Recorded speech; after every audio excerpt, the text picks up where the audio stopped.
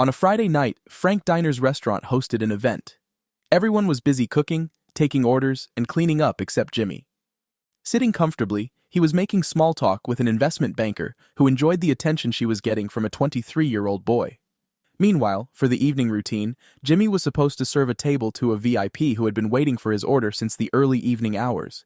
He was so engrossed in his conversation with the lady that he forgot everything. This big gig would mean a lot if a five-star business mogul, Elon Musk, left a five-star review of the restaurant website. "What kind of service is this?" The man at the table started to complain. "I would like to see your manager," he demanded. The manager rushed over immediately, wearing a mask of panic on his face. "We sincerely apologize, sir. We will serve your dish at once," the manager pleaded. "No need. I am leaving," the man answered dryly, as he picked up his phone to call his driver. Jimmy flushed, unsure of what to say. The restaurant was about to lose its biggest customer, and it was all because of him. One of the workers immediately lost it and snapped. "That's it. I'm done here. I've busted my energy in this restaurant for 4 years. Others trained hard for years to be certified cooks, and yet he walks around this place like it's some sort of a playground," she said, pointing at Jimmy furiously and untying her apron. Jimmy felt everyone turn to him. His heart pounded. He had always known his colleagues didn't like him, but this was different. His uncle emerged from the back just in time to get a hold of the conversation. His eyes swept through the restaurant before landing on Jimmy. He had expected him to wave everything off by dismissing everyone as he always did. Instead, he sighed and said, "Jimmy, to my office now." People like Jimmy like to feel good about themselves, believing they're accomplishing great things even when they are not. They believe their attitude and actions are appropriate, not knowing they're making a fool of themselves and are hated by many others around them. Eventually, reality hits, and the underlying problems become clear. It's just a matter of when and how painful it will be. On most days, Jimmy arrives late to work. Not dramatically late, but just late enough to make it clear to everyone that he isn't interested in or taking his job seriously. He often walks in while others are sweating through their shifts, offering a breezy good morning that no one ever returns.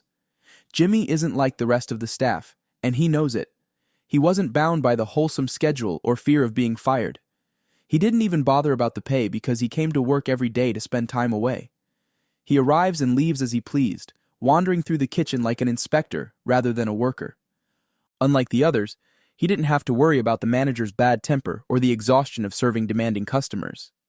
The restaurant, one of New York's finest, belonged to his uncle, Frank. He was a food technologist who built Frank's Diners from scratch into the empire it is today. It was a place of refined luxury for the elite and food lovers. From the moment Jimmy joined the restaurant, it was clear he wasn't cut out for the job and didn't care to be. His colleagues moved with urgency and precision, trying their best to make arrangements and keep the restaurant in its place in the five-star category. On the other hand, Jimmy talked about the various business ventures he would have going on after his uncle's restaurant was handed over to him. He would rattle off the names of the consulting firms he would partner with, the charity events he would start up, and many other ideas that would make him a billionaire. That was all he ever cared about. He couldn't be bothered with anything else. Jimmy barely knew how things worked around the restaurant. To him, this was not a career. It was a temporary nuisance, a way to pacify his uncle, who insisted he learn the value of hard work. It wasn't that he was incapable of working. He was smart enough to learn the basics, maybe even smarter than most of the staff, but he was lazy, and worse of it, he was oblivious to how his behavior made the workers feel around him. Entitled people exude a delusional degree of self-confidence. This confidence can be alluring to others, which was the case for Jimmy. His attitude to work was irritable to his colleagues. Not only was Jimmy entitled, he was also nonchalant. One day, he spilled a drink on one of the female workers' dresses because he kept staring at his phone while walking to serve a customer. Instead of apologizing, Jimmy blurted out, "Watch where you are going, miss. Who's going to clean this mess you just made?" He then handed over the tray and glass to the worker, asking her to serve the customer another drink because he had just lost his zeal. Now, Jimmy was being a jerk, but he didn't care. The waitress he had spoken to felt so frustrated and almost screamed, but she calmed herself down, knowing there would be no repercussions for his action. After all, he was the nephew to the restaurant owner. She went to the kitchen and complained to another staff member. "If he displays this kind of attitude to me one more time, I am quitting," she said as she tried to wipe the drink off her clothes. "He won't be reprimanded anyway," one of the cooks grumbled. He could probably set this place on fire, and Frank would still find an excuse for him. The way he barely does anything irks me. He doesn't even belong around here, another waiter answered. Every staff member at Frank Diners was irritated by his behavior, and it wasn't a secret. They could only groan and complain. Nothing would ever be done. Jimmy knew this, and it gave him so much leverage to live as he wanted. Sometimes, he would sit around with female customers and argue about the industry's trending styles and fashion.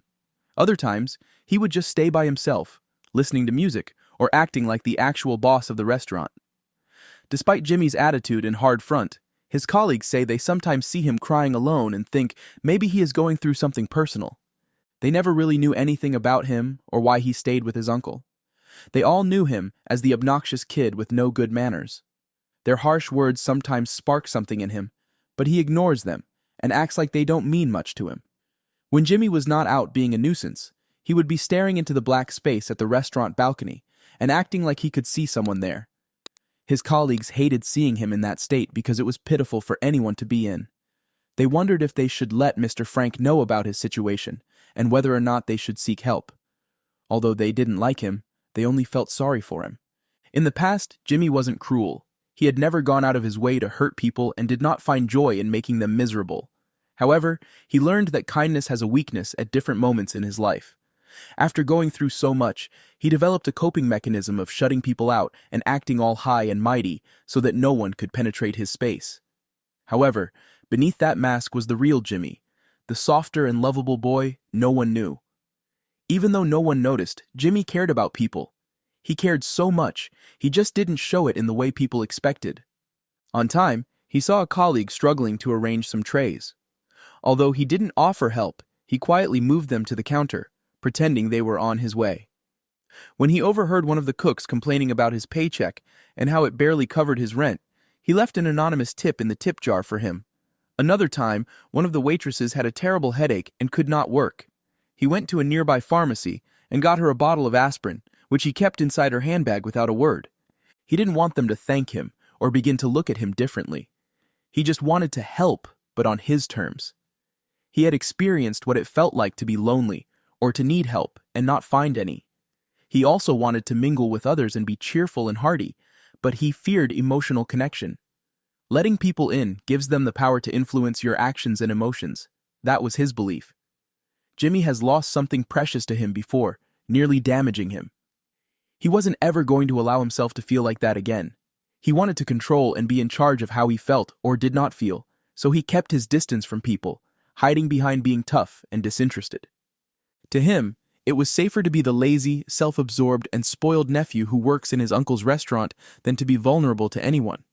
He was scared that if he interacted with people and let the world see through him, they might realize that behind the indifference, he was just a boy who was still grieving, still lost, and still afraid to get attached because attachment meant losing. He didn't mind the blame, hatred, accusations, and the felony as long as it didn't get him out of his shell and face his fears. However, many wondered about the story behind all this. Jimmy was born into a family like everyone else and had a normal life with his parents. James, his father, and Lillian, his mother, were good people with perfect parenting skills. They were wealthy and high-achieving, but they also made enough time to be with their only child, Jimmy, ensuring he lacked nothing of material essence and had adequate love. Jimmy had the best life while growing up. He ate the best foods, attended the best schools, and wore the best clothes. Everyone admired his family and wished they were in his shoes.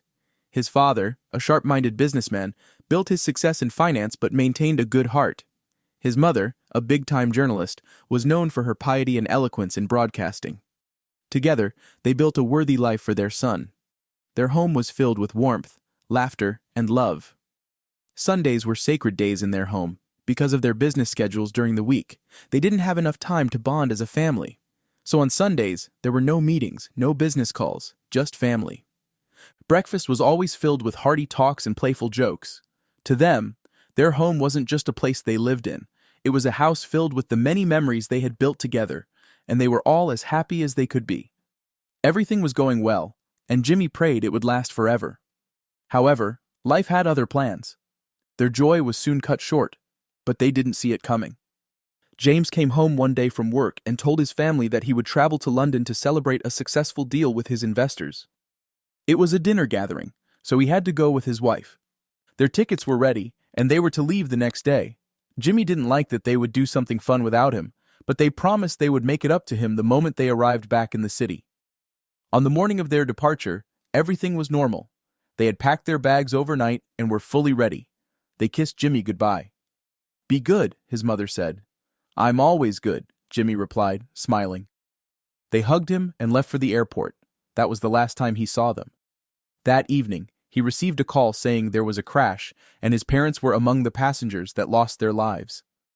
The life that Jimmy once knew vanished like that. The warmth, the love, and the laughter went with his parents. That was when Jimmy truly understood loneliness. His parents were everything he knew, the language he spoke and understood. Life became meaningless to him. He was just 16 when they passed, but he was old enough to know that some things cannot be undone. He knew they had promised to return to him, but never returned home. He hated them for not keeping their promise, which was the first time. No warnings, no last words, just gone. The funeral was a blur. Jimmy had cried so much and had no more strength left in him to cry. He just stood there looking as they lowered his parents into their graves. He had lost his whole world in just an instant. Life can be cruel, he thought. After the burial was done and people had dispersed, he didn't fight it when Uncle Frank said he would be coming to live with him and would be his legal guardian from that day onward. Not that he had a choice. He knew better than anyone that he wouldn't be left alone. His home felt lonely, and he would have gone crazy staying there. So he packed everything he had and moved with his uncle to New York City. Although his uncle's world differed from what he knew, he tried to adjust to his new life. His uncle tried awkwardly to be there for him, but there was no closure. He stocked the fridge with his favorite drinks and snacks, left coffee on the table for him in the mornings, and even offered for them to go jogging. But Jimmy respectfully declined. He wasn't up for anything that would pump his adrenaline. He wanted to always be in a sober and reflective state. He thought he didn't deserve to be happy while his parents lay in the ground, lifeless. His grief didn't care about his uncle's good intentions. For the first year after his parents' demise, he drifted through life like a ghost. He skipped school, ignored phone calls, and slept for most hours of the day just to avoid drowning in his thoughts. His uncle never yelled at or scolded him. He let him do whatever he pleased. When high school was over, he had no plans, no ambition, nothing. That was when his Uncle Frank came in for the first time. "If you don't want to go to college, it's fine, but you're not going to sit at home all day doing nothing," he said concerningly. Jimmy smirked and asked dryly, "What do you want me to do?" "Working at a restaurant will give you some exposure and lighten your mood," his uncle answered. He laughed. "You want me to serve people?" "Nah, tell another joke." "This one's too lame," Jimmy answered. "I'm serious, though. You're the only one joking here," his uncle said and stood up to leave for work. "You start tomorrow," his uncle concluded. That was how Jimmy ended up in Frank's Diners, a boy with no experience, work ethic, or interest in being there. So Jimmy wasn't a bad person. He didn't care about the job, the customers, or the restaurant entirely. He just happened to find himself in a situation he couldn't decline. He knew what everyone at the restaurant thought of him, and he thought maybe they were right. Maybe deep down, he was still the 16-year-old who had lost everything. Maybe he was still waiting for someone to wake him up and tell him it was a bad dream. However, life didn't work that way, and Uncle Frank was beginning to run out of patience with him. Frank had asked Jimmy to come to his office after the inappropriate act he had committed, which had caused them to lose their biggest customer, Elon Musk. However, Jimmy had other plans. He realized the intensity of his actions, and he wanted to amend them. He followed Elon outside the restaurant, where he had gone to meet his driver, and stood at his front. "Hello, sir. My name is Jimmy, and I've come to apologize for my misconduct earlier," Jimmy blurted out without catching his breath. Elon Musk raised his head and was ready to tell him off, but just then he looked intensely at the young boy standing before him, and he could tell that this boy was going through so much hidden pain. He could tell so well because he had been in that state before. After seeing this, he smiled at Jimmy, who immediately got confused. He had expected anything else except a smile. "Would you like to come with me to my office to talk over tea?" he asked Jimmy. "Of course, sir, I would love to, if you do not mind," he answered. Jimmy turned to wave at everyone standing at the entrance, watching what he was up to, by going over to meet Elon Musk as he entered the car. They silently prayed it was for the better because they didn't know what to expect from Jimmy. When they got to his office, Elon Musk opened up to Jimmy about what he had sensed from him a while ago. Jimmy suddenly became still and quiet. Just then, he broke down in tears. Finally, someone had seen beyond his thick walls of defense into the cracks and brokenness in his soul, and it was a stranger. Elon Musk allowed him to release every emotion he had bottled up and didn't interrupt him. After what seemed like ages, Jimmy stopped crying and told Elon Musk all about his parent and how they passed away, leaving him alone in this cold world. When Elon heard the name of Jimmy's father, he froze. That name sounded undoubtedly familiar. Just then, he realized that Jimmy's father was the man he had worked with, and they closed a deal together. He had looked for his family all these years, but didn't get any substantial information about the son he left behind. Elon Musk was excited. He jumped from his seat and hugged Jimmy tightly. Jimmy was taken aback. "What is wrong with this man?" he thought. Elon could see the confused look on Jimmy's face, so he went ahead to tell Jimmy all about the project that he and his father had embarked on and how, after so many failed attempts, they finally got their desired input, and the project was a success. They closed a huge deal over the project, and even after his father's demise, they have long since been closing deals regarding that project. Jimmy was stunned. He didn't know how to feel about this information he had just received. At least his father left a legacy that people benefit from, and he didn't labor in vain. He left a good thing going on in the world. Jimmy smiled heartily. That was typical of his father. This suddenly gave Jimmy hope. He didn't have to go through life living empty. That was not what his father would have done. He decided to pick the pieces of his life and put them together, creating one big piece that affected his world positively. Elon Musk made his findings about Jimmy and discovered he didn't attend college. He enrolled him in one of the town's finest universities, ensuring he had everything. When Jimmy declined, he told him to look at it like a fully funded scholarship from a stranger. Jimmy's uncle was thankful to Elon Musk for finally making Jimmy realize the need to finish his education and bringing him out of his long-lived gloom. "I don't know what you said to my boy, but whatever you said was truly worth saying," Frank told Elon Musk one day when he came to the restaurant for dinner. Elon Musk laughed and replied, "I simply told him what he needed to know, and somehow it created a spark in him that lit his world." The two men laughed heartily, and since that day they became friends, always talking about business and politics over a bottle of wine at the restaurant. What do you think about the outcome of Jimmy's life, despite everything he went through? Wasn't his meeting with Elon Musk a blessing in disguise? Share your thoughts in the comments. If this video was inspiring, like, share, and subscribe to this channel. Before you go, click the links on your screen for more insightful videos. You can also tap the bell icon to get a notification when we post a new one. See you next time.